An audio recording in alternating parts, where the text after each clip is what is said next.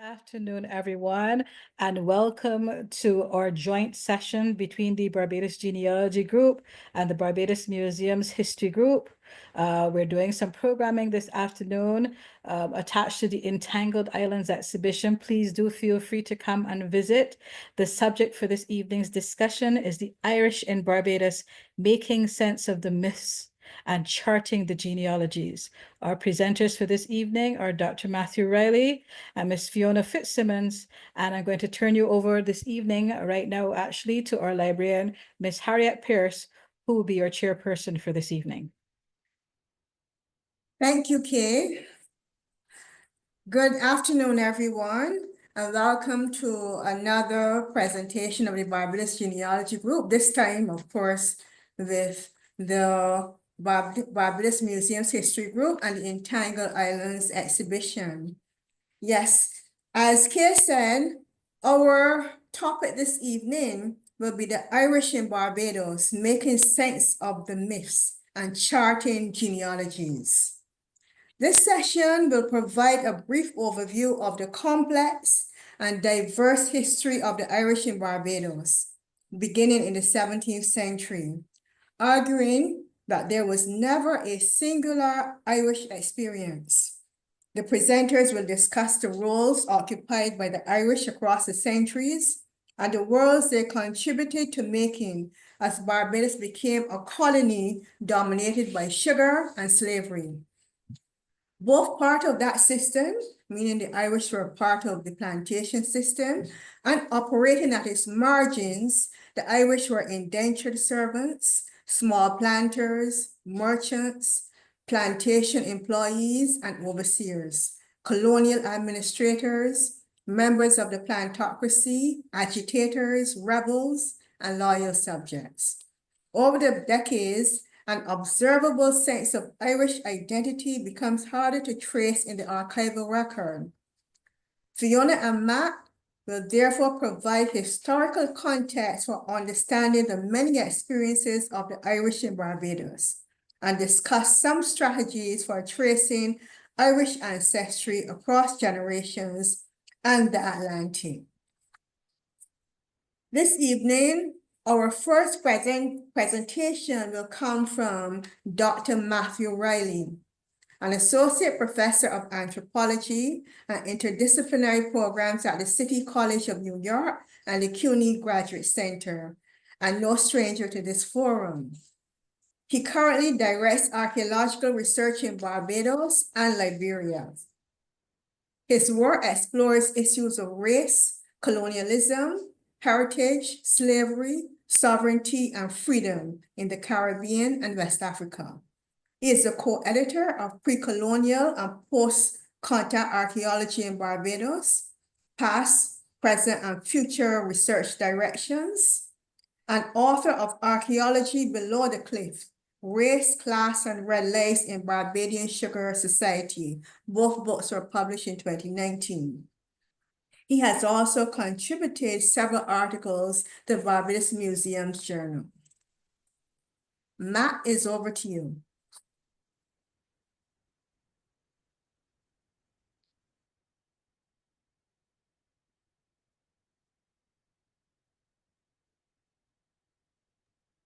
Great. Good afternoon, everybody. Thank you so much, Harriet, and for the whole staff at the Barbados Museum and Historical Society. It's a real pleasure and honor to join you all.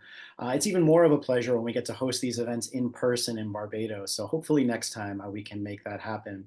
But I'm also thrilled to be joined today by Fiona Fitzsimmons, and I think the two of us will work well together to explore the kind of general overview of what we might think of as the Irish experience in Barbados, as Harriet mentioned, and then some genealogical strategies for how to get more specific for those of you trying to track your own roots through this complex web of experiences across the many centuries. So I want to begin today by noting that I'm not a historian or a genealogist, but instead an anthropologist and archaeologist. So a lot of my interests deal with the material reality of some of these paths that we're going to be exploring, while I also think through the limitations of the historical record and what it can or can't tell us about the quote unquote true history of what the Irish past may have been in the corner of the Caribbean known as Barbados. So I want to begin with the image that you see on the top left corner of the intro slide. This is a rather famous or infamous photo in Barbados and across the Irish diaspora, often seen as being emblematic of the ancestry or inheritance of the Irish on the island. It's known as either the red leg fishermen or the poor whites of Barbados. The photo was taken by a Portuguese photographer in 1896 or 1897. And the individuals represented certainly do share some form of Irish ancestry, but they also include English, Scottish, and of course, African ancestry as well. And while we often think of this particular photo as being emblematic of the Irish experience, I think it is really reflective of the complexity of these diverse racial genealogies. And I hope to touch on those themes over the course of the next 15 or 20 minutes or so. So in terms of my own interpretations of this photo, I'll walk us through how we get to this point in the late 19th or early 20th century, beginning in the 17th century. But before doing that, as the title of this event demonstrates, we're trying to also unpack some of the myths associated with the Irish experience. And that's why starting with this photo is particularly appropriate, because over the last decade or so, it has been appropriated for fairly nefarious approaches to thinking about the Irish in the Caribbean and in the Atlantic world more broadly. As you can see here, it's the same image that's featured in the background on this meme that circulated quite widely beginning in 2014 and pops up again and again over the last decade at certain moments of political turmoil in the United States and elsewhere. And as you can see from the text, they're referring to the United States, so completely ignoring the fact that this photo is from Barbados, but making a political point about the realities of quote unquote white Irish slavery as compared to chattel slavery that was imposed on enslaved Africans throughout the Americas. And it's making a very political point about the realities of white slavery and denouncing critical movements in the United States and further afield across the globe, like Black Lives Matter. And I'll come back to this in just a few moments. So for now, I quickly want to address this notion that the Irish were, their only experience in the Caribbean was that of, quote, slavery, and try to demystify where these assumptions come from and provide more accuracy in terms of what was actually happening on the ground when the Irish first arrived to Barbados in the 17th century. So nonetheless, despite the complexity and diversity of experience, this notion of Irish or white slavery has taken on a life of its own. And over the course of the last several years and decades, we've seen a proliferation of this kind of literature, both in the form of novelized accounts, perhaps most famously with Kate McCafferty's piece, Testimony of an Irish Slave Girl, and then for works of nonfiction by journalist Sean O'Callaghan. His To Hell or Barbados is still widely read amongst the Irish and Irish diaspora, and including in Barbados for those who want to learn about quote unquote Irish slavery in the 17th century. And I'm happy to address any questions that might come up about this book in particular, noting, of course, importantly, that the work of this journalist was not actually rooted in a lot of the primary materials that were mined thoroughly. So I'm going to present an alternative to this approach that's more rooted in the primary sources from Barbados and elsewhere. So what we see with the advent of this literature is that the idea of Irish or white slavery becomes wildly popular, not just in Barbados or Ireland, but across the Atlantic world, as many embrace this idea that their ancestors were treated more harshly than anybody else and that they overcame it through this notion of pulling oneself up by their bootstraps, trying to denounce calls for reparatory justice, or movements that are supportive of movements such as Black Lives Matter, as I mentioned earlier. So here's just one of the memes where poor Kermit is dragged into this phenomenon. And then an article, this type of article very often rears its head around St. Patrick's Day just about every year. And thankfully, there has been work to try to push back against this narrative, but nonetheless, it is still out there. And the final point I'll make on this is that, as I mentioned earlier, this is a very politically motivated type of historical inaccuracy. And you can see here in a chart that was collected or collated by a colleague of mine named Liam Hogan, who's a librarian in Limerick in Ireland. He noted that the interest in this term of Irish slavery or white slavery didn't really exist prior to about the year 2014 or so. And he sees the first peaks of when there's interest in this term in the immediate aftermath of the police killing of Michael Brown in Ferguson, Missouri. And if we trace this even further to the more recent years, we can see a similar trajectory as we move into the year 2020 and 2021.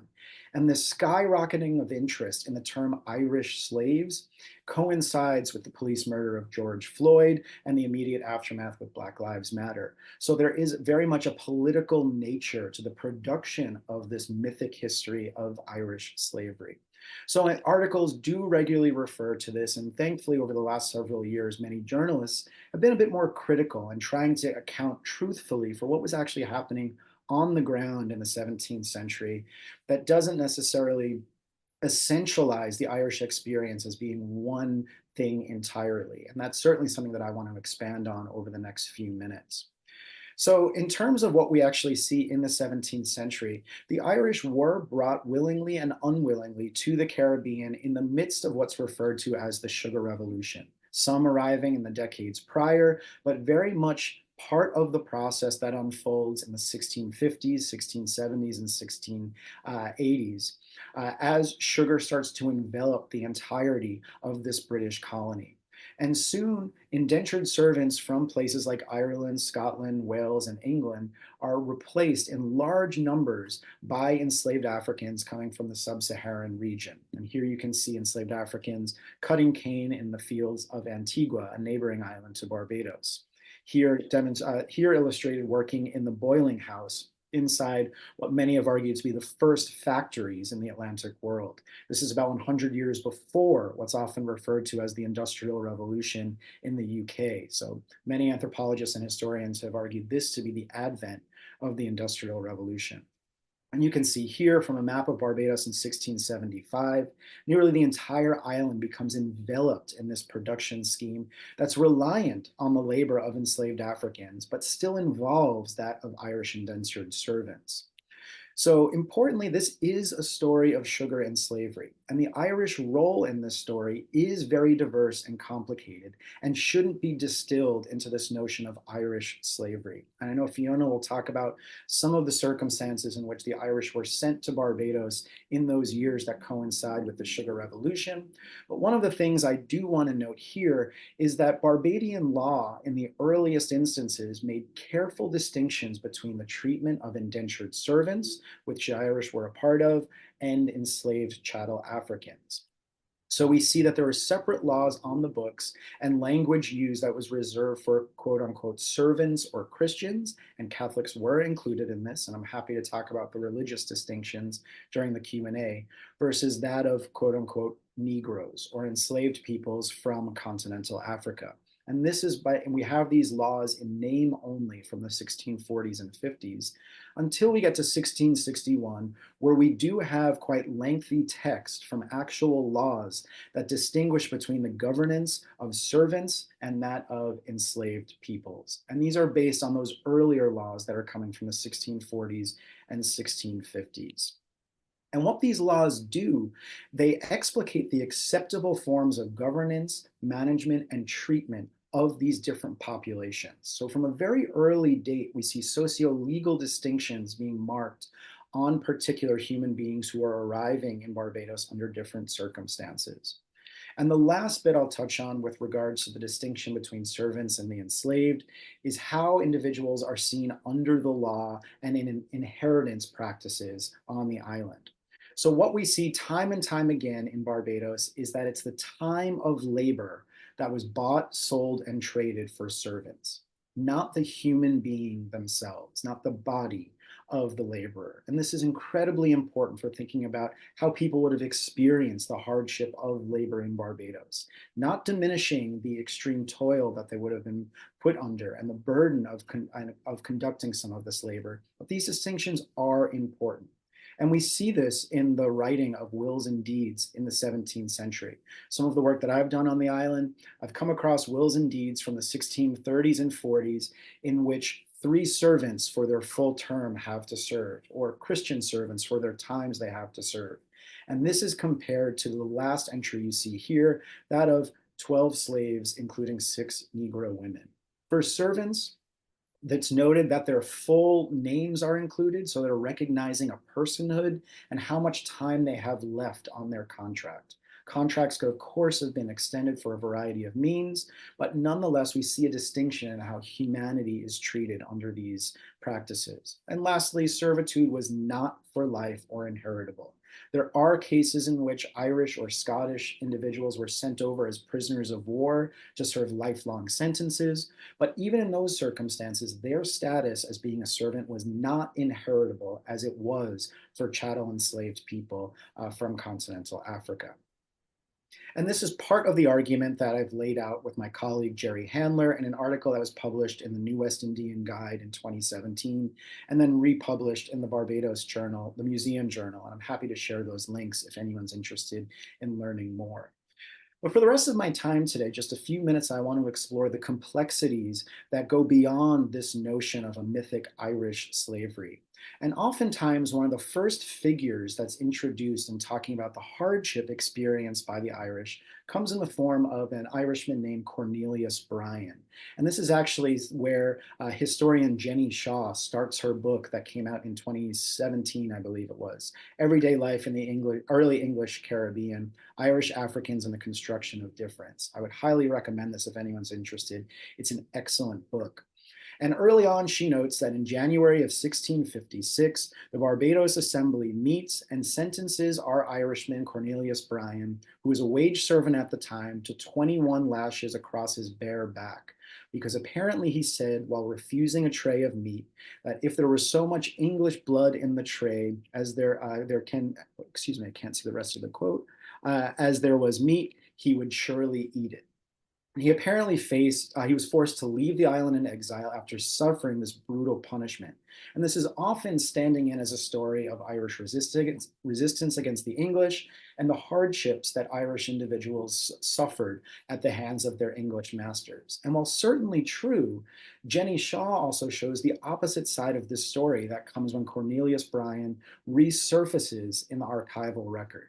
He dies several decades later in 1683, back in Barbados. How he came back, we're not exactly sure, but he leaves behind a wife and 6 children. And he has done well for himself, so much so that he leaves a will. And in his will, at the time of his death, he acquires and leaves behind 2 servants for the amount of time they have left to serve, and 9 enslaved Africans, all of whom were held on his 22-acre property in the St. James parish of Barbados. So here we see a story of an individual who suffered tremendous hardship under indentured servitude coming from Ireland and opts to join the ranks of the English aristocracy or plantocracy by choosing to acquire property, including that of enslaved Africans. So this is but one journey that some Irish opted for in the midst of the emergence of the sugar and slavery system. And the other side of this I want to emphasize is that some Irish chose to continue to resist this spirit of rebellion against the English. And in some cases, it wasn't just limited to the Irish versus the English, perhaps based on precedent in Ireland at the time, but instead, under their new circumstances, they recognized similarity in conditions under which some of their laboring brethren were suffering as well.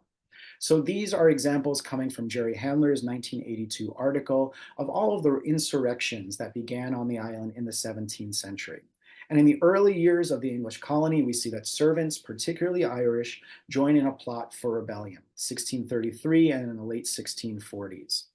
In 1655, the Barbadian Council notes that there are several Irish servants and Negroes out in rebellion in what is known as the Thickets, Thickets still being a plantation in Barbados today in the parish of St. Philip.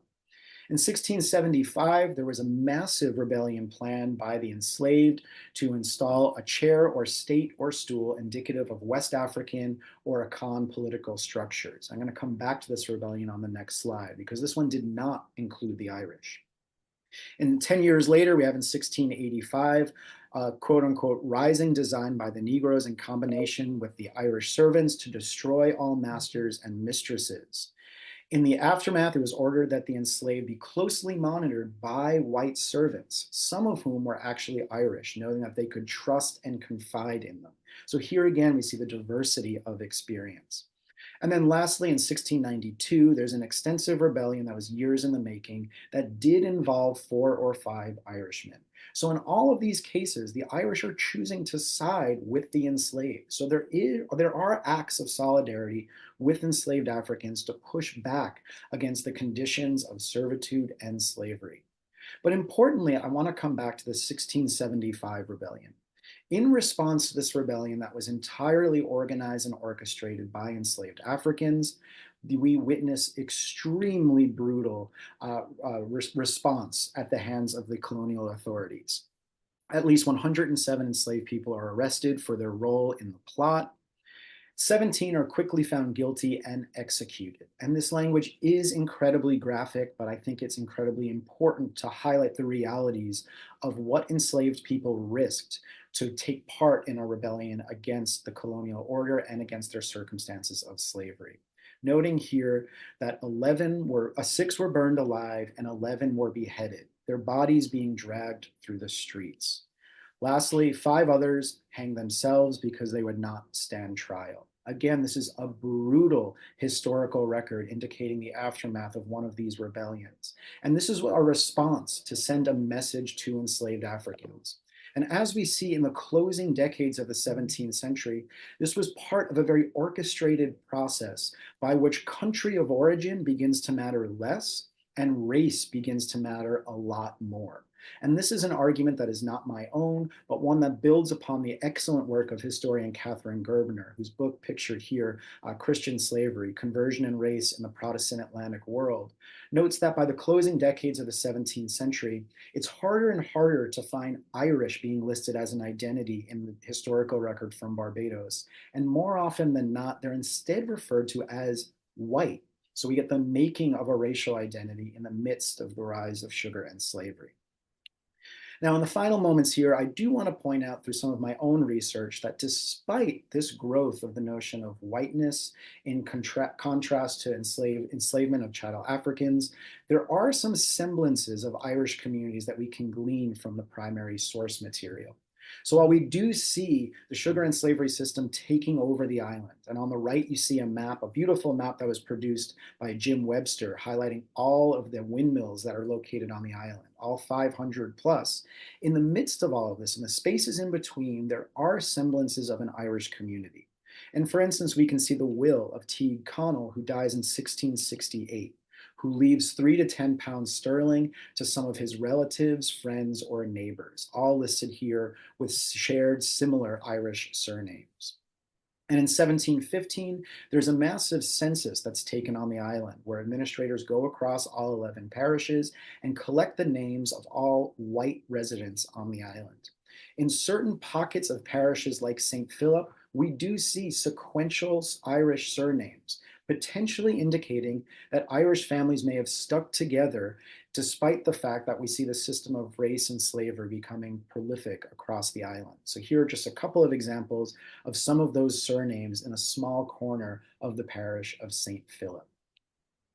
We also see this reflected on the Barbadian landscape in place names. So for instance, in the parish of St. Lucy, there still exists a Glendalough Road, which is a medieval monastic site in Ireland. So one would have to have knowledge of an important monastic site in Ireland to name your street as such. So whether this was a colonial administrator from England who spent time in Ireland or an Irish individual themselves, we do still see these place names reflected on the landscape.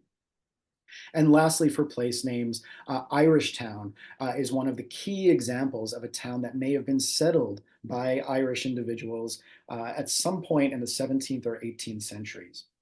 It existed in the corner of St. Thomas, almost on the boundary of St. Joseph and St. Andrew. And we know through the important work of Woodville Marshall that it was the second largest population in St. Thomas in 1851, with over 227 people. Importantly, the registries don't explicitly have any quote unquote Irish names. And it's very clear that this was likely a mixed race community. In fact, some of my other work recently has taken me to Liberia, where several hundred Barbadians sailed during the Back to Africa movement. And one of the passengers on the ship that went from Barbados to Liberia had their birthplace listed as Irish Town. So this would have been a person of African descent. So it's a very intermixed story. So in closing here, I want to provide an example of how I use some of this material in interpreting the site where I worked archaeologically on the east coast of Barbados. Some of the material you just heard was published in a book chapter that was first published in the 2015 volume Caribbean Irish Connections by Alison Donnell, Maria McGarity, and Evelyn O'Callaghan. And I'd highly encourage anyone who's interested to take a look at this volume. But lastly, you can see my own book on the right-hand side of your screen, which was an archaeological exploration of a community on the far east coast of Barbados in the parish of St. John, known as Below Cliff. And it brings me back to this photo. So we're going full circle here, because this community, or the individuals pictured here, they themselves or their relatives and kinfolk had people who lived in this community known as Below Cliff, a short distance away from where this photo was taken in Bath, Barbados on the East Coast. And this is a photograph of that community pictured by the same photographer who took that photo of the fishermen. And this is what that community looked like in the late 19th century. Unfortunately, it's not what the community looks like now. And this is a photo that I took from roughly the same location, indicating, importantly for me, that these communities that represent an alternative to that sugar and slavery story are disappearing. These towns are being depopulated over the last several years, and some of them are going back into bush and brush as they may have been in the early years of the 17th century.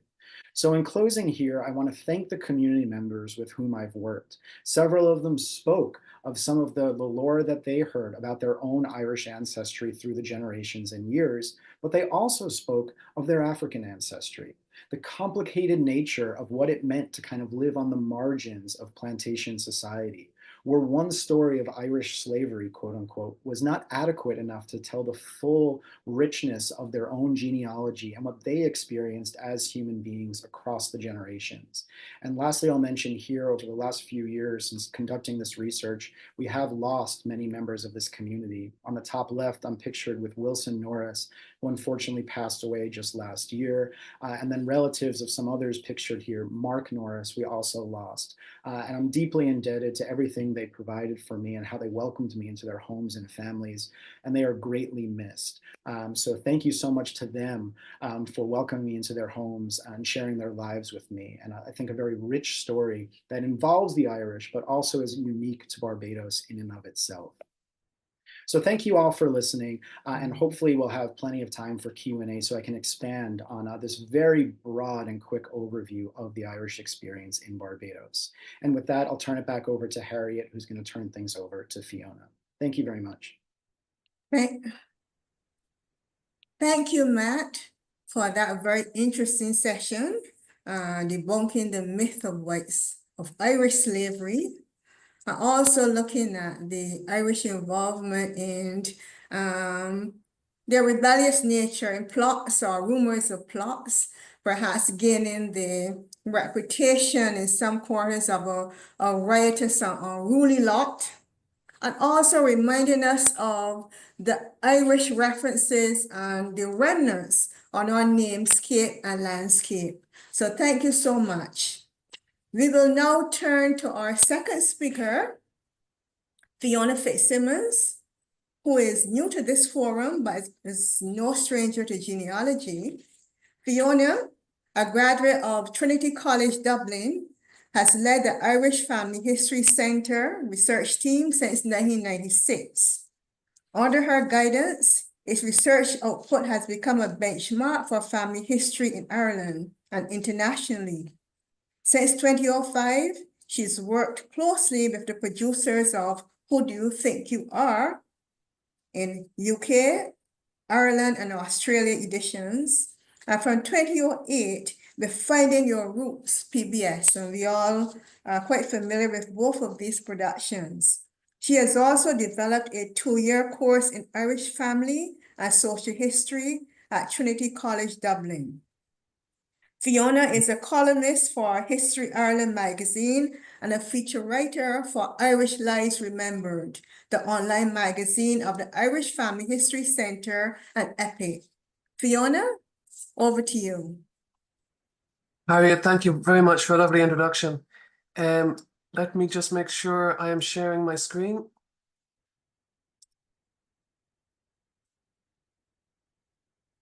Now, can you all see that?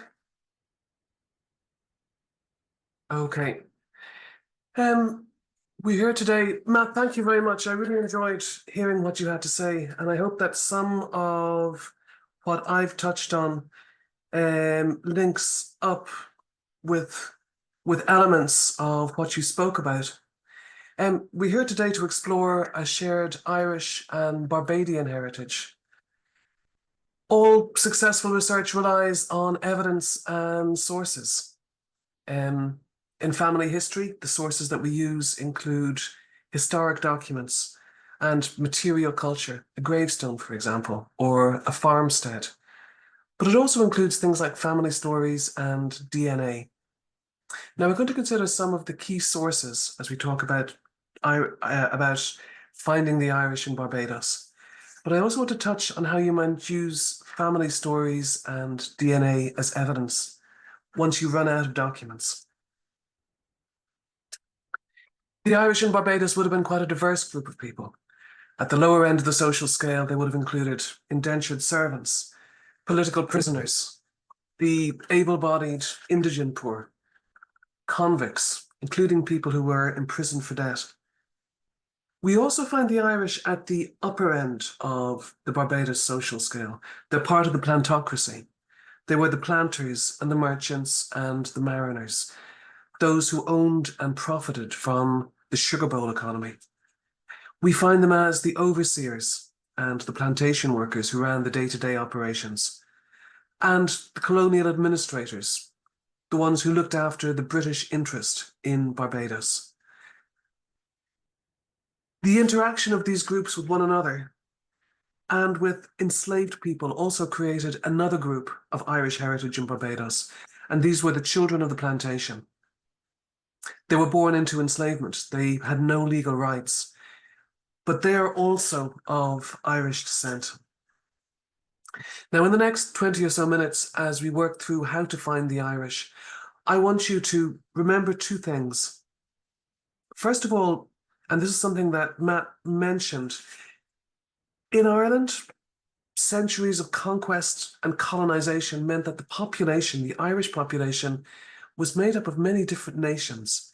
It included native Irish, Old English, descended from the English and the French settlers, but all collectively grouped as Old English. It included New English coming in the Tudor times and Scottish planters. So that's the first thing I want you to take away, that even as you search for the Irish in Barbados, remember that they wouldn't necessarily have self-identified as Irish. We look back now, almost like looking back through the wrong end of a telescope, and we see them as Irish because that's where they're coming from. But they may have identified as a different nation. So that's the first thing. And the second thing I want you to remember is that a successful research outcome depends on the survival of the evidence. And it's unfortunate but true that people with economic resources would always have been better documented than those without. So in preparing this short workshop, I followed the sources. I do, however, have some strategies or research methods that you can use when there are no surviving records. Okay, let's start in the early 1600s. The state never liked emigration. And it didn't like emigration because it stripped the country of its natural resources, its people. So the state made no attempt to keep emigration records at the very beginning. Because of this, the sources that we use to find the Irish in Barbados are scattered in archives across 2 continents. Now, in recent years, we're lucky because there are subscription websites like Family Search, the LDS website, but also subscription websites like Ancestry and Find My Past that have developed specific collections that we can look at. Now, we know that Barbados opened up to European settlement in the late 1620s. Most Irish emigration to Barbados in the early years would have been labourers and small farmers and artisans, makers. Most of them financed their passage to Barbados by signing a contract to complete a term of service. Now, we have some records of indentured servants that left Ireland to settle in Barbados. On screen is a page from the Register of Licenses to Pass Beyond the Seas, and this is published online on Find My Past. Now, if you look at the source, you'll find that between 1634 and 1635, so in a little bit, not quite 2 years, over 990 people from Ireland and the British Isles were licensed to travel to Barbados and St. Kitts. What information do you get if you look more closely at these records? Well, you're going to get names. You're going to get a person's age from which you can deduce their approximate birth year. You'll get the year that they departed, the name of the ship and the port they're leaving from, and their destination. But these records don't record the person's place of origin.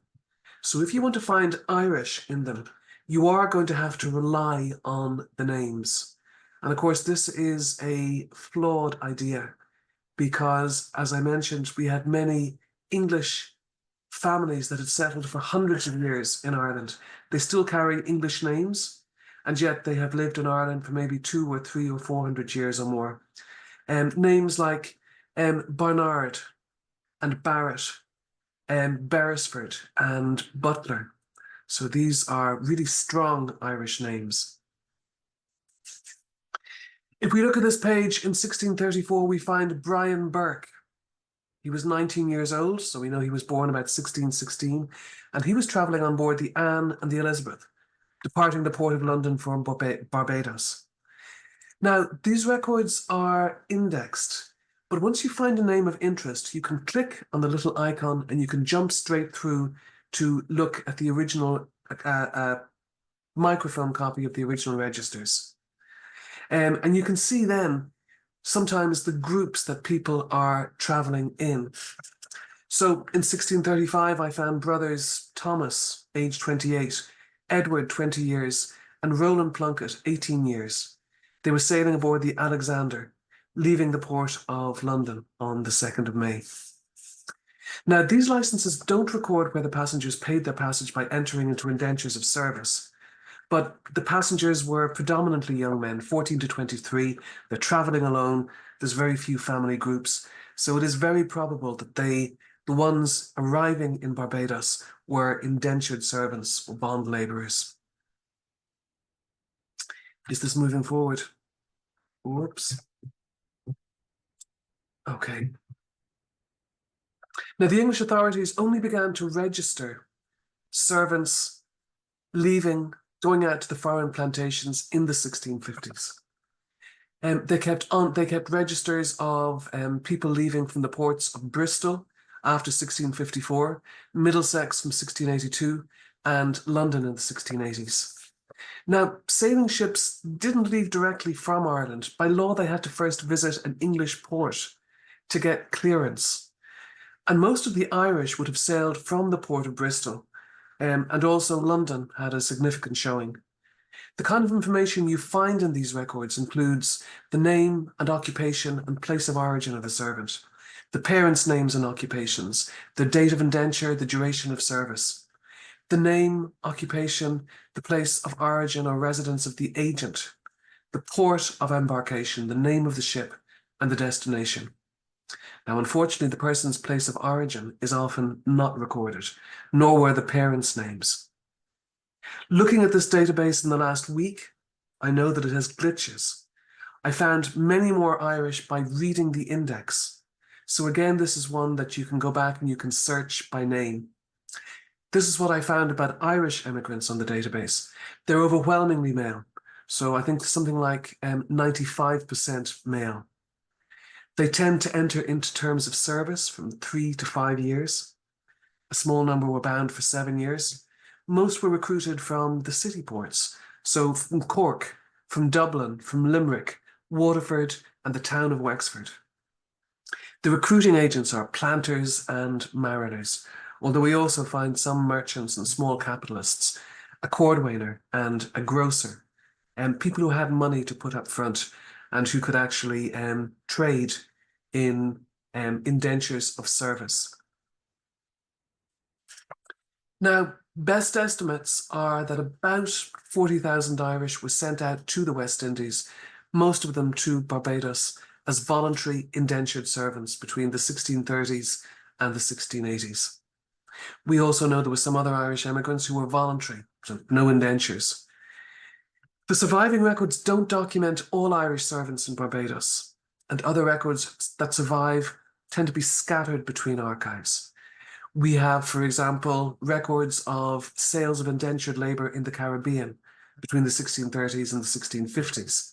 And I have the reference number for that. That is in the Colonial Office and in the HCA in the National Archives in Kew. We know, for example, that in the 1630s, a group of colonial projectors and planters in County Cork gathered around Richard Boyle, the first Earl of Cork. They joined forces with a group of London-based tobacco merchants.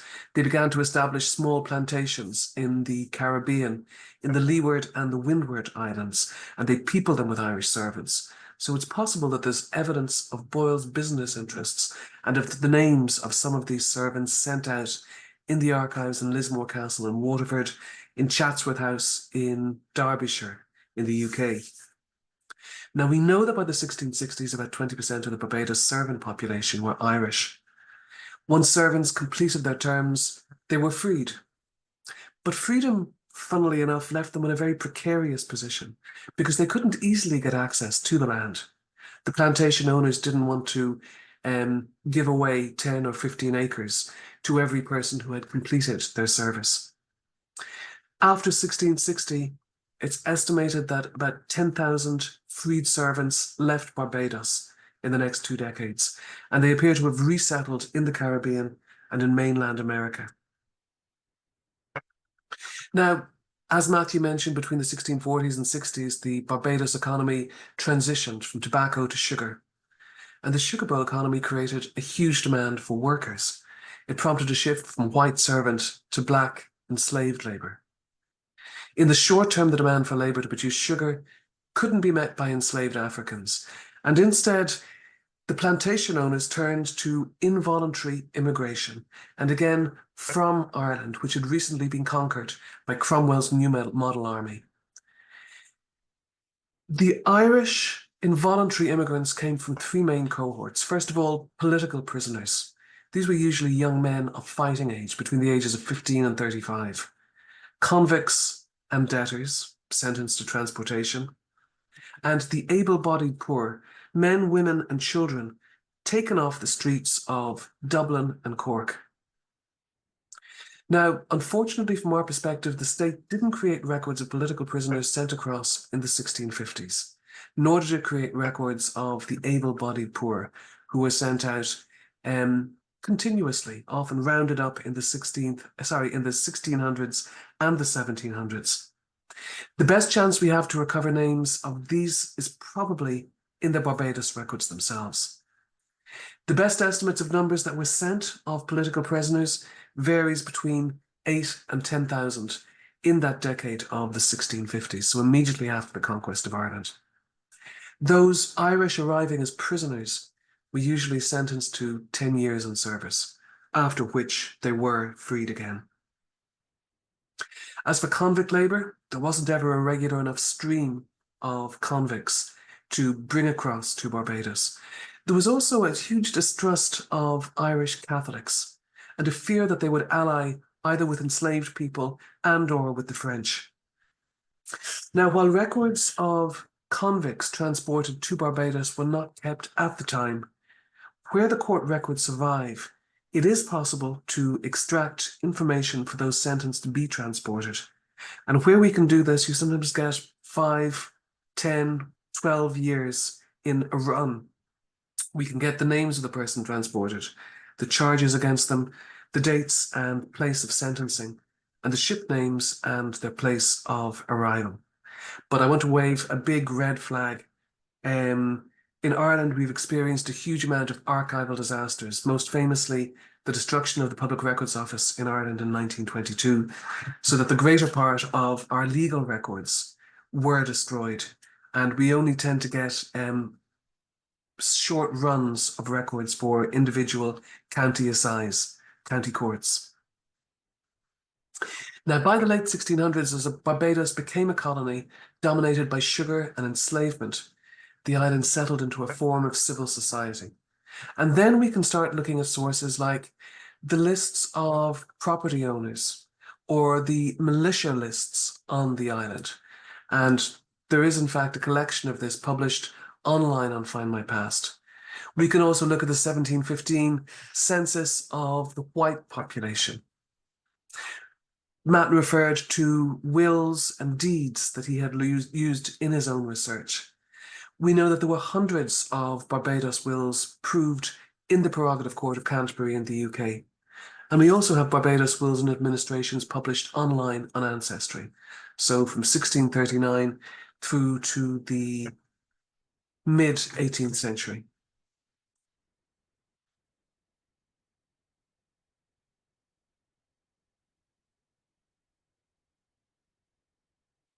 As I mentioned, the survival of records depends who you can. The survival of records will dictate who you can actually research when you're researching family history.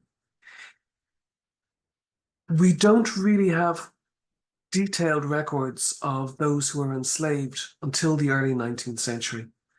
We know that in 1807, the abolition of the Slave Trade Act came into force. And this act made the trade in slaves from Africa to the British colonies illegal. To combat illegal transportation after the act was enacted, the British colonies began to keep registers of black slaves, and those who were lawfully, so-called, enslaved. Now, in 1819, the Office for the Registry of Colonial Slaves was established in London. Copies of the slave registers kept by the colonies were sent to this office. Registration would have occurred once every 3 years, and these registers continued through to 1834 when enslavement was finally abolished. Although there was finally abolished, sorry. We have slave registers for Barbados for 1870 right the way through to 1834. They're taken about every 3 years.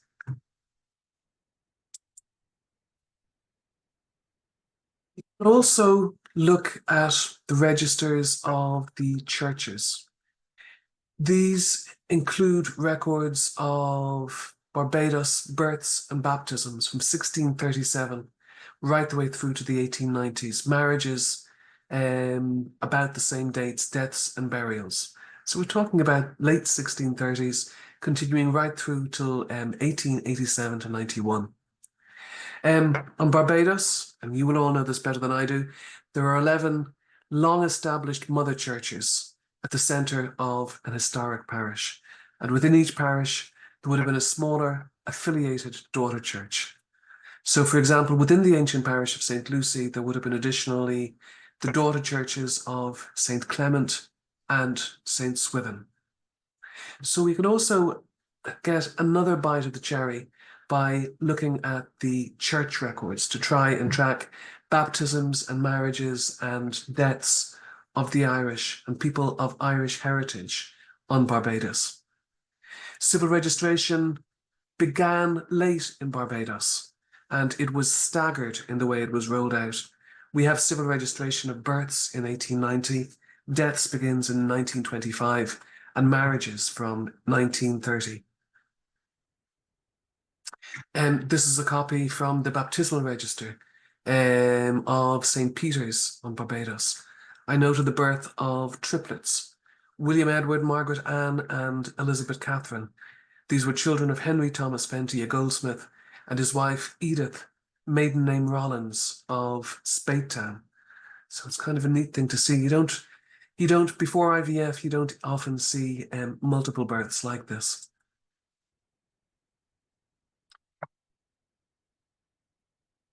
Where the records were never made, or where records have been destroyed, there's a lot of family lore in family history narratives, a lot of lore that survives in the oral traditions and the family stories that were passed down. And I was kind of curious to hear what Matt had to say about hearing stories from both sides of Irish and African genealogy. There is usually some kind of truth in these stories. The first thing you need to do is you need to actually record and make a permanent copy. And I would encourage everyone with Irish ancestry who wants to explore this further to interview your oldest surviving relatives. Talk to them, try and get it on tape with their permission, of course. And then once you have the stories, to transcribe it and look for factual events, things that will anchor the story that you can actually go and document, because it gives a certain amount of authenticity. It shows you where they are sticking close to the historical record, to actual events. So that is one thing that you can actually do to try and bulk up, to try and recover some of the your own family history narrative. And when all documents and all stories run out, we have our own DNA, something that we carry with us for all of our lives. There are 3 different types of DNA you can use. Autosomal. This traces a person's autosomal chromosomes, the segments of DNA that we share with everyone to whom we're related, maternally and paternally. This is reliable for up to about 6 or 7 generations, after which it begins to run out. So we can look with some accuracy to try and connect with people that we may be related to for up to 6 or 7 generations in the past. Mitochondrial DNA tests people's matrilineal, their mother line, through the mitochondria, which are passed from mothers to their children. So that can give you deep ancestry. So too can the big Y, because Y chromosomes are passed from father to son virtually unchanged. And so men can trace their patrilineal, their male line ancestry, by testing their Y chromosome. And that might give you that might allow you to land somewhere in Ireland. The test that you use is actually quite important. The greater number of Irish people have signed up, have tested with Ancestry. So that probably should be your starting point. Okay, I'm going to wrap up at this point. And have I covered my 20 minutes? And can we go into a Q&A for myself and Matt? Thank you very much for listening. Thank you, Fiona. You have covered quite a lot. And we are quite interested in the sources you mentioned. Both, we know of our local sources, but you mentioned several that are online or from your end of the woods, which you'll be quite interested in. I think that coming out of this, a nice finding aid on researching your Irish roots in Barbados will be very, very helpful. So thank you so much. We will now open the floor for any questions or comments. Yeah, so Fiona, you can stop your sharing for now. Okay. Yes. And okay. Okay, Kay. Any questions? We do have one comment via the Zoom Q&A. Lloyd says he's thrilled to be here. He has some en passant roots in several islands, including Barbados, St. Kitts, Montserrat, Jamaica, and Curacao, and Irish and English roots in Tobago, via Courland routes. Several mixed race, aunts, uncles, cousins since the 1700s. And he says the Irish named everyone unlike the cover-ups in the US. His quotation, not mine. He says, glad that you're taking on the myth in solidarity with my Caribbean DNA matches, which are mostly back, and they don't need this junk history. Thanks. And I think Fiona's got an answer to that. Thank you, Lloyd. I actually know Lloyd. He's one of my former students in Trinity, and I actually stay in contact with him. So thank you for your support today. Yes, I was delighted to see Matt rigorously take apart that myth of Irish slavery.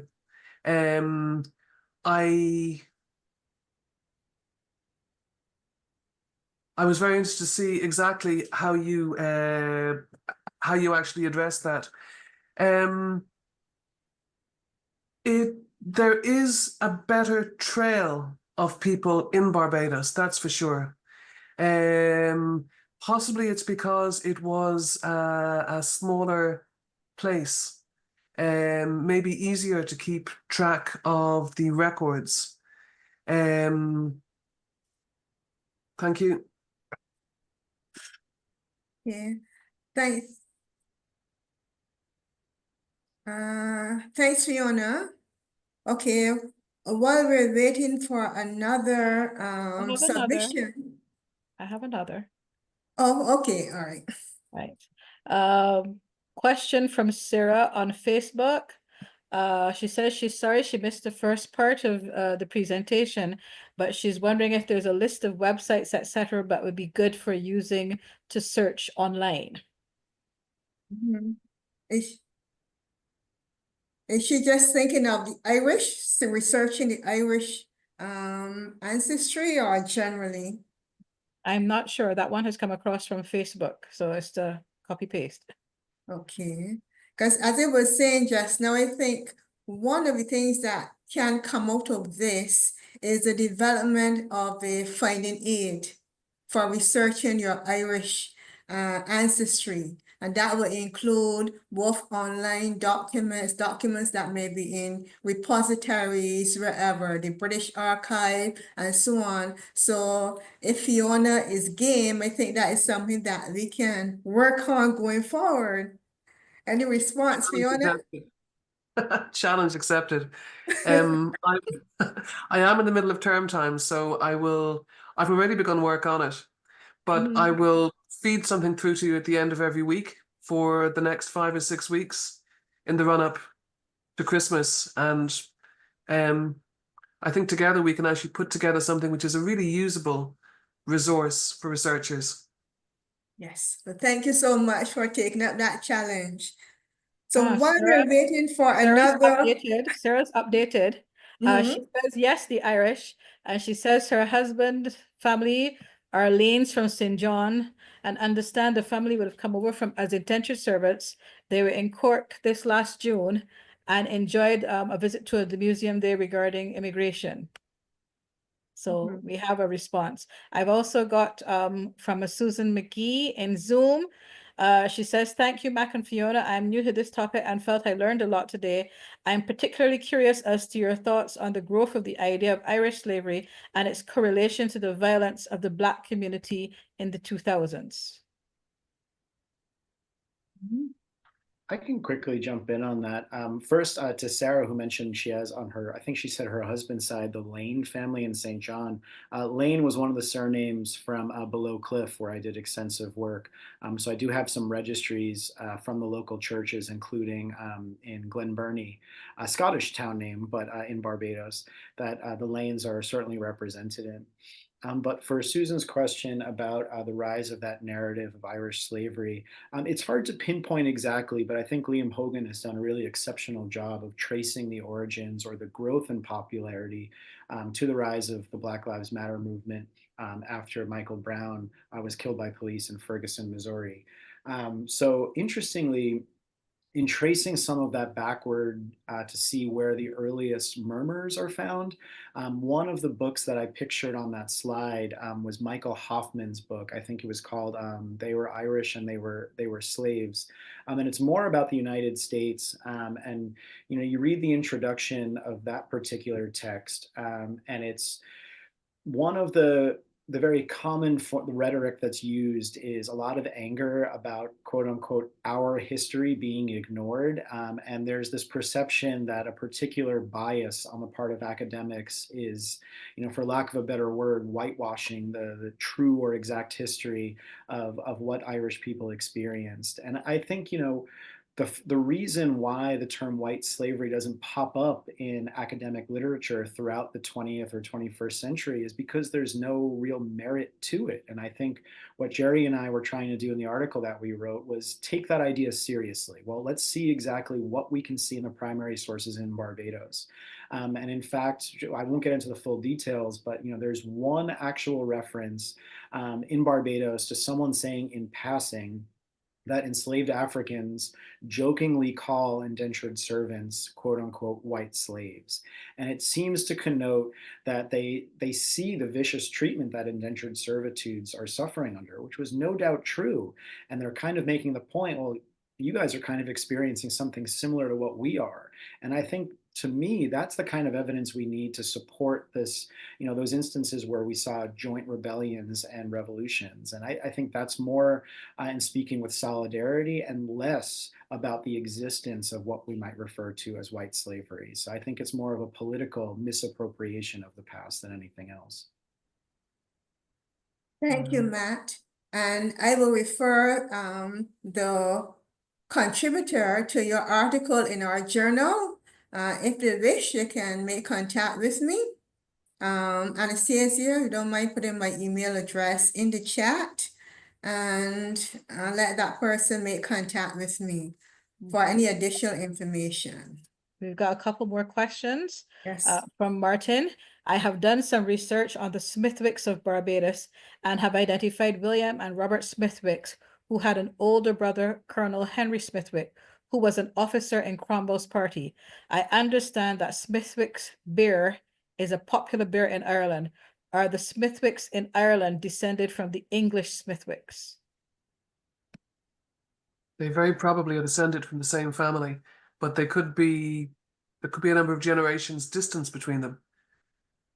But most of the English in Ireland, from the medieval settlers that arrived in the 12th and 13th and 14th century to the Tudor settlers, like Boyle arriving, the Earl of Cork, in the late 1560s, 1570s, to the Scottish planters, they're all connected. The British Isles is actually quite a small place, quite a distinct place. And particularly in Irish and Scottish society, we tend to have clusters of people all descended from one clan, from one extended family. So you're talking about families that are closely interconnected. And I think it's important to remember that what separated people in the past wasn't actually in Ireland and in England, it wasn't ethnicity. It was the resources that you had accessible to you. So yes, a landed family called Smithick in England is almost certainly connected to the brewing family in Kilkenny in Ireland. And Smithick's is quite a popular beer. I'm quite fond of it myself. A couple more questions. The first one I will answer on behalf of everyone. Cynthia wants to know if we can get copies of the presentations. The presentation is going to be archived on the museum's YouTube channel, so you can watch it at your leisure if you wish to see it again after this. And then from Marcia, excellent information. Another group rooted in Ireland were numerous men who were the lowest class and became soldiers in the British Army and Navy and came into Barbados. Do you think that present-day Barbadians could have descended from the 1600s Irish who arrived under indentured labor after all the disease, inability to contend with the working conditions, and even procreate for several generations? So That's a really interesting one. And I know that when I look at families, families are more likely to lose children. So the survival of a family over generations depends on their having access to a source of income.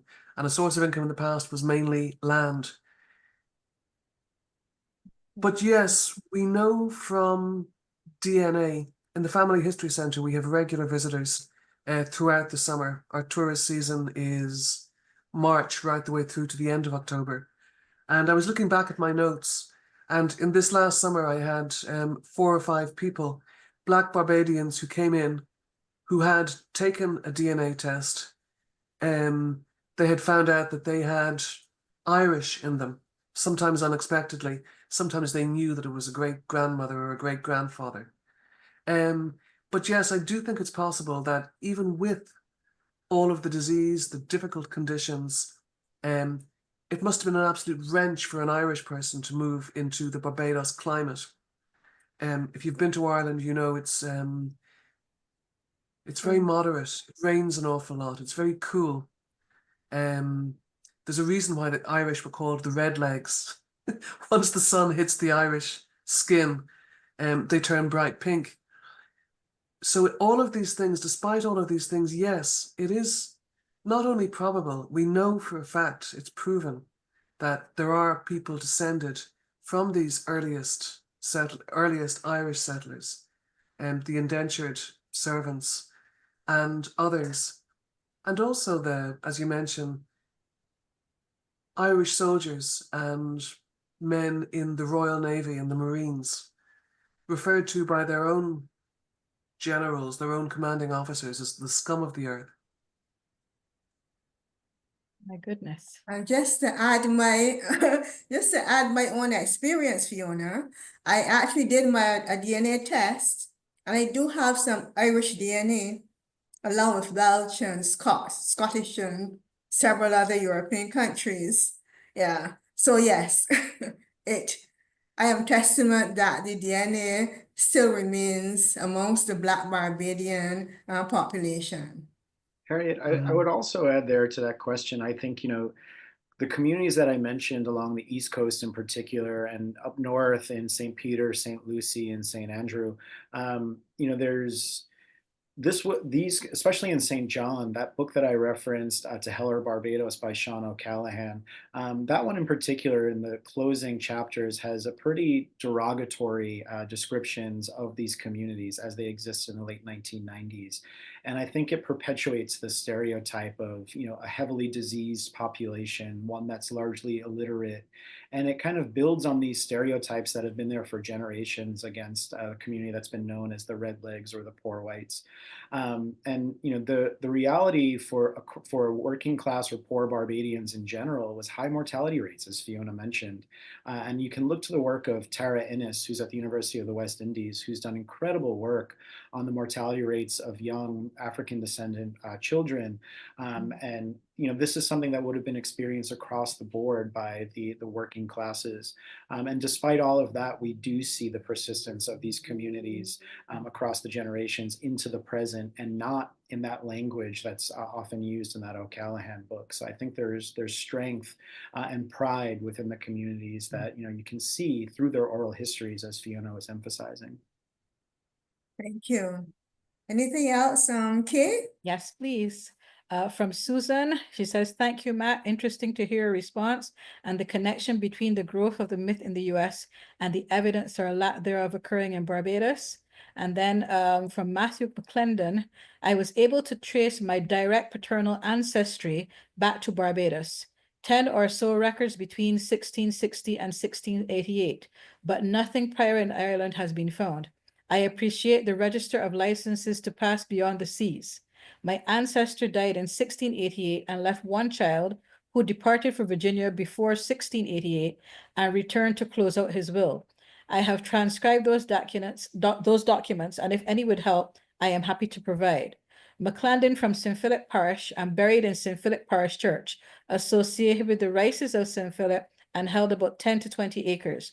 The archives at Barbados and the staff there have been of great help to me on more than one occasion. Any other options for potential research, maybe even through Scottish ancestry? That's a question. And also any tips for how to potentially find source of land or graves in that said parish church or others. Of Halls, Hills and Holes is particularly an excellent Barbados historic book that I have enjoyed studying as well. I don't know if anyone wants to pick up. Well, at first, before Matt or Fiona jump in, I want to accept his offer of his research and let him know my email address, library@barbmuse.org.bb. They should be in the chat. So have a word with me. Matt or And Fiona? also, of course, to acknowledge his compliments about Halls, Hills and Holes, which Oh, is our yes. own publication. Matthew, I'd be happy to look at that and to see if I can make any suggestions. But I have to wave a real caveat, a real red flag when it comes to tracing any family in Ireland before 1700. We had huge archival disasters. The destruction of the Public Records Office in 1922 at the start of the Civil War. We lost our entire 19th century census. We lost some earlier records, tax records, census substitutes, records of central government that we might otherwise use to document people in places, people in communities on the Irish land. Without that, it is difficult. It is difficult to actually pin down an immigrant who turns up in one of the British or American colonies at this early date. But I'll give my email to Harriet, and if Harriet would like to pass that on to me, I will take a look and see if I can make any recommendations about the next steps you might take to try and connect to Ireland. Fiona. From Any? Sandra, you wanted to say something else, Harriet? No, I was wanted to check, see if Matt had anything to add to that. No, thank you. I had nothing I could, unfortunately, Okay. couldn't be of help. No problem. Our next question from Sandra. What is the distinction between the Scotch, Irish, and the Southern Islands and those who travel to the Southern US? Also, Irish Tongue in Barbados, was it actually an enclave of Irish families? Mansell of the Poor Law Commission married a Bajan, Mary Elizabeth Lake Hines. Might he have included this location in his admin of Poor Law studies for the Irish? Gosh, the distinction between the Scots in the Southern Islands and those who travel to the Southern US, it comes down to, I suppose, how they traveled, whether or not they are indentured laborers or whether they're actually financing their own passage across the Atlantic. We know that by the early 1700s, the pendulum is actually swinging the other way. We know that more and more by the 1740s, 1750s, most Irish emigration, and I think at an earlier time, Scottish emigration is self-financed. If Scots are coming to Barbados, I would imagine that they are probably indentured. It makes me think that you're probably talking about people who have less assets, less resources. They have to rely on other strategies to actually make the passage. And for the second part of her question, where she asked about the Irish tongue being Irish people, I do believe that during his presentation, Mark acknowledged that the town was actually mixed race. Yeah, Next question from. Well, I can Go ahead, quickly Matt. mention, Kay, to expand on it. Thank you, Sandra, and good to hear from you.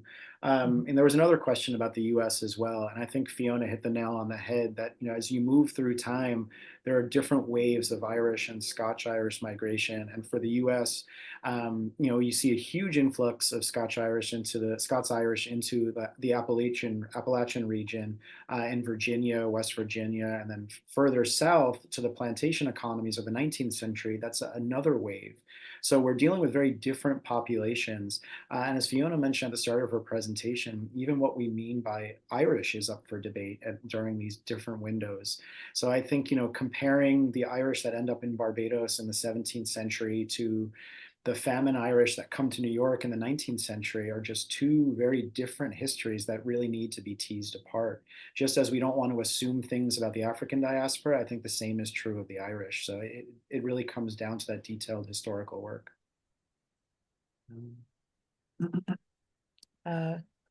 Follow-up question from Martin. How do you compare the Irish relationship with the African population in Barbados and that of the Irish with the black population in the USA? Well, that might be the subject of a totally different, workshop. And I think maybe Smittix can sponsor that one since we've promoted Smittix a few times. I don't even know where to start with that one. I think, again, going back to the point that I just made about the 19th century, that was a pretty formative period for race relations in the United States, particularly as you get a huge influx of well over 1 million Irish migrants to urban areas like New York and Boston and Baltimore. And I think a good person to turn to for this is Frederick Douglass, the famous American abolitionist who escaped slavery himself. And there's a lot we can talk about with Douglass, but interestingly, he had quite a bit to say about his relationship with the Irish and with Irish Americans. And I'm going to be paraphrasing here, but he, at one point he travels throughout Ireland and he mentions he never was treated more like a human being or a man than amongst the Irish, and then was never treated more poorly and degraded as subhuman than he was amongst certain communities of Irish Americans in the later decades of the 19th century.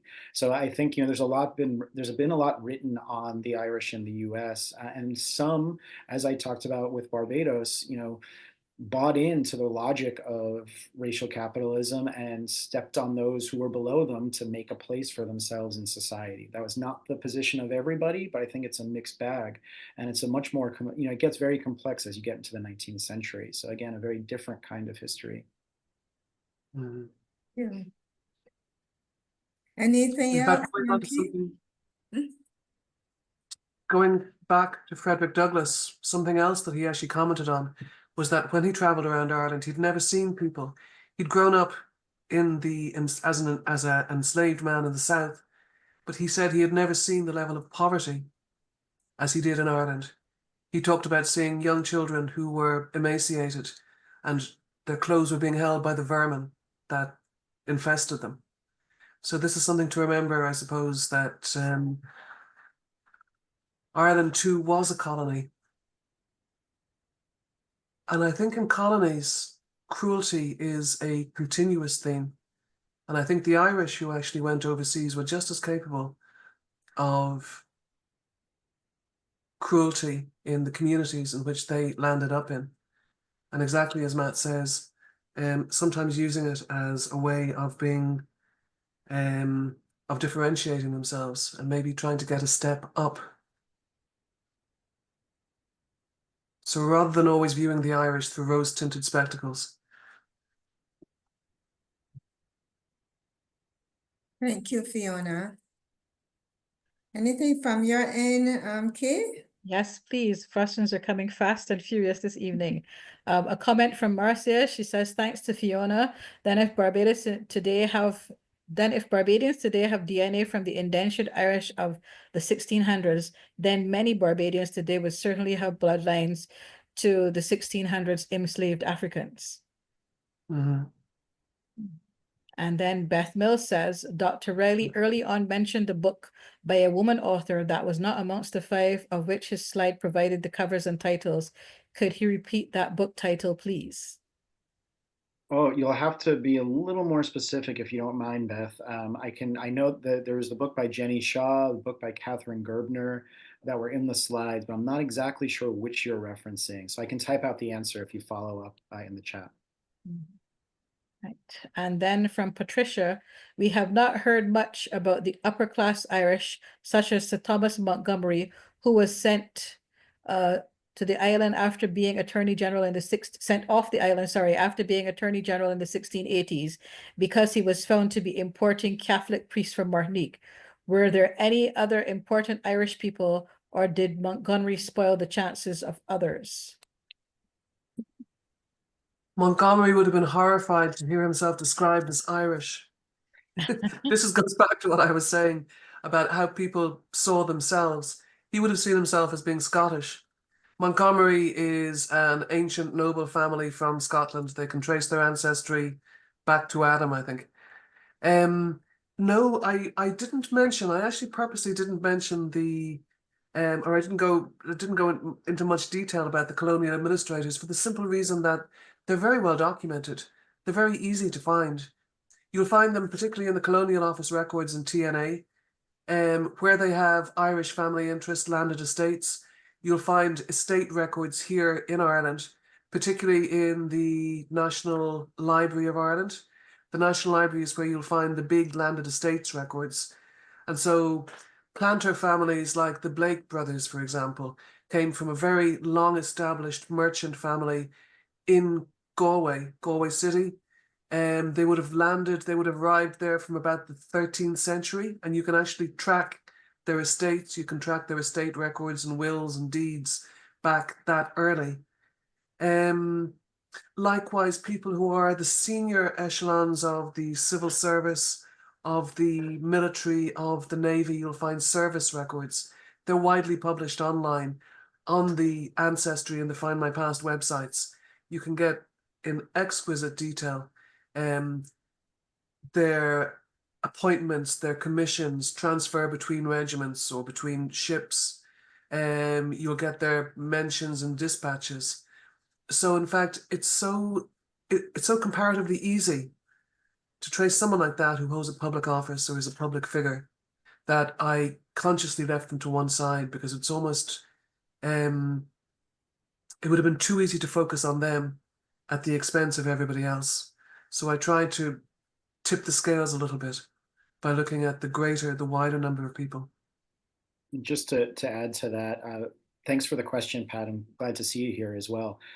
Fiona, I'm thrilled you mentioned the Galway families. If anyone's interested, Orla Power has done some really excellent work on these particular planter families, and she's very conscious to mention them as the Galway families, specifically not identifying them as Irish for the reasons that Fiona just laid out. I think, for Munster planters, or Connacht planters, excuse me, you would have had a very different self-identity for those who are arriving in the Caribbean. Many of them ended up on Montserrat, which is often, I think, mistakenly referred to as kind of that Emerald Isle of the Caribbean, with a different sense of Irishness than we traditionally think of. Thanks, Matt. We have anything else from your end? Yes, please. We have an anonymous question. Do you think there is a case for reparations for the remaining small community of poor whites in the community, such as St. John? And if so, whose responsibility should it be? The Irish government, who may have forgotten this group, or the British, if potentially these persons are descendants of forced migration from the time of Cromwell? I think it's a really timely question and an important one. Yeah. And in fact, I've been thrilled to see the movement from Mia Mottley and her administration on this topic, with Ambassador Comachon to CARICOM. And their plan, I think, is very explicit here. And so when it comes to reparatory justice, where the issue is not about individuals or individual families, it's more about nation building in the context of the Caribbean. So if reparatory justice would be provided, as I believe it should, this is something that would be about nation building for all Barbadians. So poor white communities would be part of that. And I think they've laid out the case very clearly, the CARICOM committee, that is, about where that should be coming from. And in this case, that would be the English government. And so I'm happy to expand on that at any point, but I know that can lead us down a particular path that we might be here for hours if that's the case, but at least that's my perspective on it. I have to say my first response was to start to laugh at that, for the simple reason that day after day after day since the new Labour government has been elected, we're hearing that the British government is broke, that it's bankrupt, that it doesn't have money for its own people. And there's a terrible, terrible situation that millions of people in Britain are relying on food banks. And I saw that even King Charles actually opened a new food program during the week. We think of the royals as going around cutting ribbons and launching ships, But this is what Britain is reduced to at the moment, that the king is basically setting up food projects that try and reduce food waste to feed more people. So where Britain might find that money, that's going to be an absolutely vexed question when it is struggling with its own internal issues and struggling to feed its own people. Next question from Kelly. She says, is there any record or indication of the Irish language, she has in brackets Gaelic, having been spoken for any period of time on Barbados? Matt, have you seen any records of that? Not that I've seen. There are some in Jenny Shaw's book. She does deal with specifically Irish practices, especially for the deceased, rituals of a particular kind of, and Fiona, correct me here, keeling, I think it may be called. So that was documented in the 17th century, but I don't know distinctly of language. There have been linguistic studies suggesting that certain forms of the Bajan dialect may have been Irish influenced, but I don't recall specifically. That might be a good question for a linguist.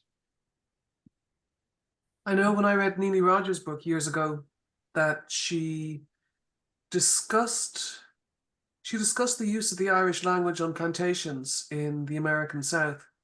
And she talked about how enslavers visiting Ireland brought enslaved people with them. And she mentioned a number of newspaper ads, and one particularly stuck in my mind, that the young man who had escaped from his master, from his so-called master, was born in South Carolina, raised on the plantation, and he only spoke the Irish language. And it begged the question whether or not the man and his family spoke Irish in their own home, or whether they chose to use the Irish language almost as a language of subjugation, which is something, after all, they would have learned from their English conquerors. The Irish, after their conquest, after the 3 conquests, were assimilated into English culture. And the obvious ways that they set that Irish culture aside was they dropped the O's and Macs from their names. They stopped using patronyms, because up until the 1730s and 40s, you see it in legal deeds. You'll see Irish families that identify patronyms for up to 3 and 4 generations. They begin to use the English language. It's the language of government, local and central government, of business, of the law. So it makes absolute sense that, yes, Irish must have been spoken, but as a historian, as a genealogist, I have to always stick to the records. And I haven't seen a record that says that, but in practical terms, I think we could probably deduce yes. Comment from Bob Jackson. Many thanks, Fiona and Matt, for 2 fantastic presentations. Plenty to follow up on in the months ahead. And then Marcia says, one would have thought that Barbadians today would more likely be DNA connected to voluntarily arriving Irish and enslaved Africans from the mid to late 1700s. Thanks for the new insight on the survival through procreation and Irish indentureship influencing DNA results in the 21st century. And then Sandra says, are you familiar with Munsell and the Irish Poor Law Commission and his ties to Barbados? He married Mary Elizabeth Lake Hines, law enforcement, and 1868 riots in Memphis. Well, Munsell and Hines are both Irish names. The Munsell would have been a very prominent family. They went back to the early 13th century in Ireland. They would have been one of the baronial families that came in with the Anglo-Norman invasion. I have looked at Munsell in an other context. But what specifically are you asking? The Irish Poor Law or the Barbadian Poor Law? We had missed this earlier. I think Sandra was asking about the origins of Irish Town in St. Thomas. And that I'm not sure of. The book that has already been referenced at the Barbados Museum of Hall's Hills Hills. and Holes, an excellent volume. There is quite a bit of information about Irish Town in there, and Woodville Marshall was the source on that one. I believe that town would have been founded prior to the period you're referring to. I believe it was a pre-emancipation settlement, but I'm not exactly sure of the founding. It's very much the case that not all the families would have claimed Irish ancestry, or we don't know how many did. So I'm not sure about its origins, though. But for the persons interested in Irish Town, Sir Woodville actually submitted a letter to the newspaper very recently. Right, looking at basically the fact that Irish Town cannot really be found anymore, but persons are still receiving tax bills. So that is the more recent follow-up to Irish Town. And that would be can't remember the exact newspaper, but it's very recently in the Nation Daily newspaper. And if that is Sandra and she wants me to share that article, she can just send me an email and I will send that to her. Yes. Next question.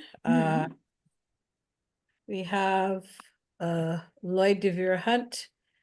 Don't forget this resource, which has been able to do some research, and he has the Center for the Study of the Legacies of British Slavery online.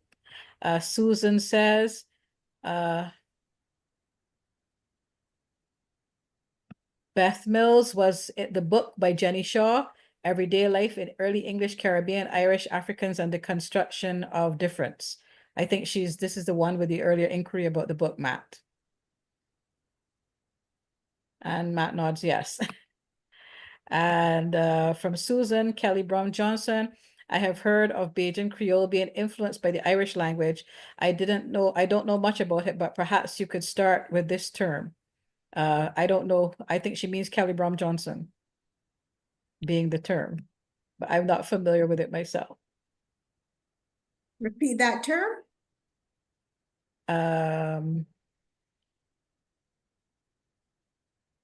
Kelly Brown Johnson. I'm not familiar with that. Matt, Fiona, have you heard that term?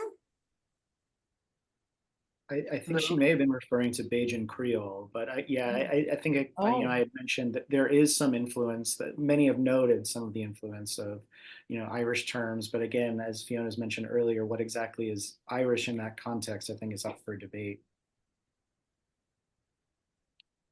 We have a follow-up from Sandra. She said Henry Monsell, who ran the Irish Polar Commission, married the daughter of a Barbados planter in 1857. Was Barbados Irish covered? Wait a minute, it just disappeared. I think I may have accidentally switched it over to, was Barbados Irish covered, you think, by the commission at that time? Oh, I see what happened. Fiona answered her online. It sort of disappeared when I was reading it, so I got confused. My apologies, Fiona. No, I'm sorry. I didn't know if I was going to have time to, if we were going to have time to get. Fine. For the persons who can't see the chat, Fiona said no, the poor law jurisdiction was always local, so poor law unions were most often limited to local baronies. And then a question. Pardon me? Oh, sorry. So it would always be a local government jurisdiction. So.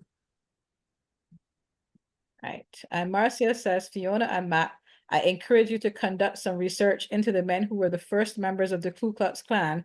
There is an interesting link to what are termed Irish-rooted names, and the men descended from Barbados. And Thank you, Marcia. I'm not familiar with that. And then from Susan, she says, I was responding to Kelly's query about the Irish language usage and the Bajan Creole, which may have been influenced. Kelly could research Bajan Creole to learn about Irish language influence on the English language in the Caribbean. So I misunderstood the question. Well, the comment, I should say. Thanks, Kay. We've been here for quite a while. Any more questions? I think we have to that seems to be very it soon. for now. That seems to be it for now. Okay, well, are there any final comments, Matt and Fiona, you would like to make before we wrap up the session? Who wants to begin first? Ladies first, Fiona? I'm very interested in the idea of the migration, the subsequent migration from Barbados to the other Caribbean islands and also to the American mainland. I've often traced Irish families from the 1690s, the 1680s, and I can't easily find them. I can't easily find how and where they get to Virginia or to Rhode Island at that time. So I'm really intrigued by this idea that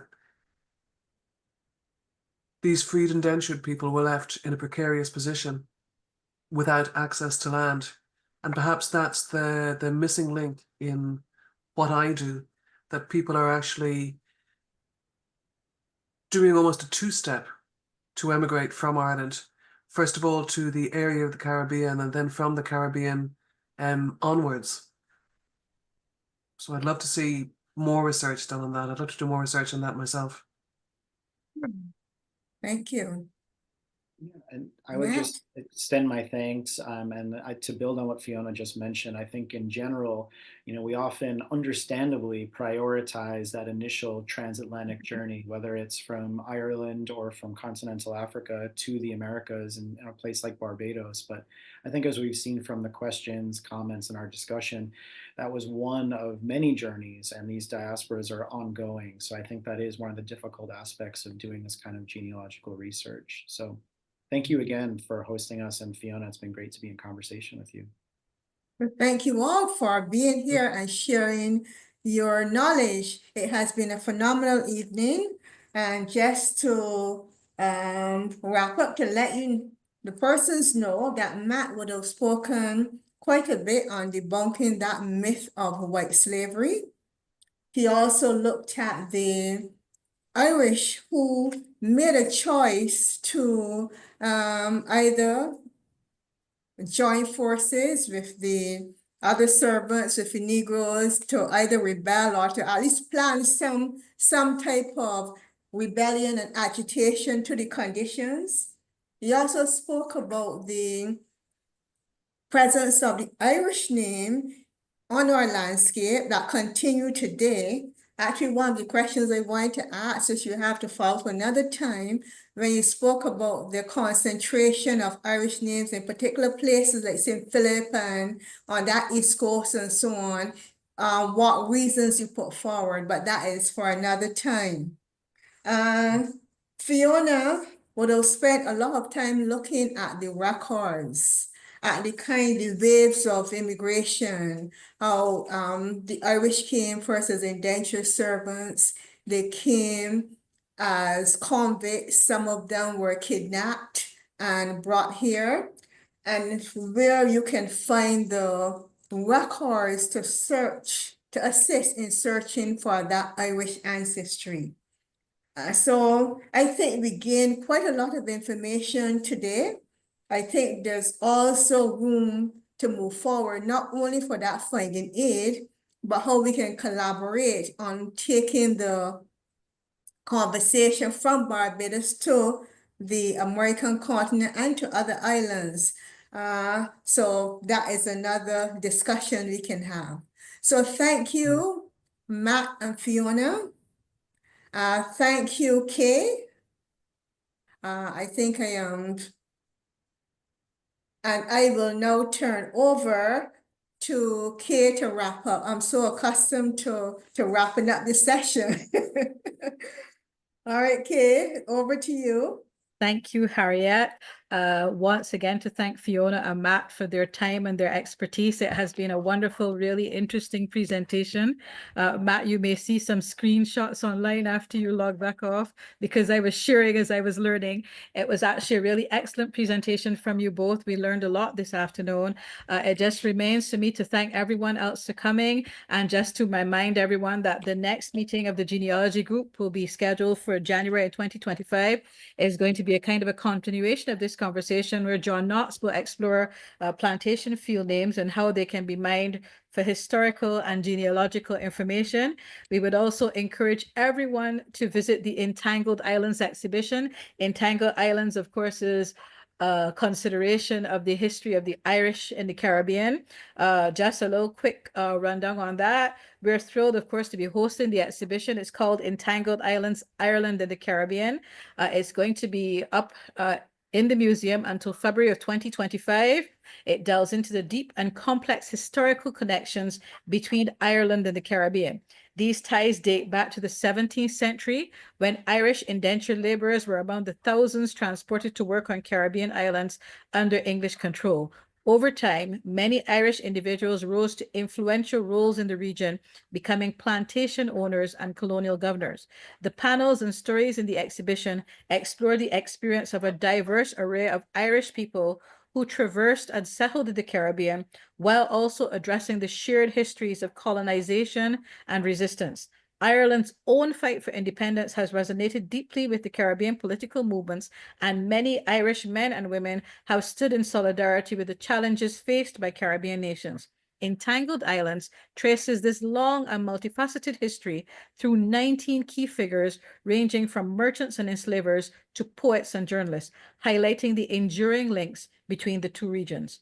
And once again, just a reminder, this exhibition is open to the public from October 25th, that's when it was launched, until February of 2025. Thank you so much, everyone, and have a wonderful evening. Thank you all again, and all the best. Thank you, Kate. Thank you, Harriet. You're Thanks, Matt. welcome.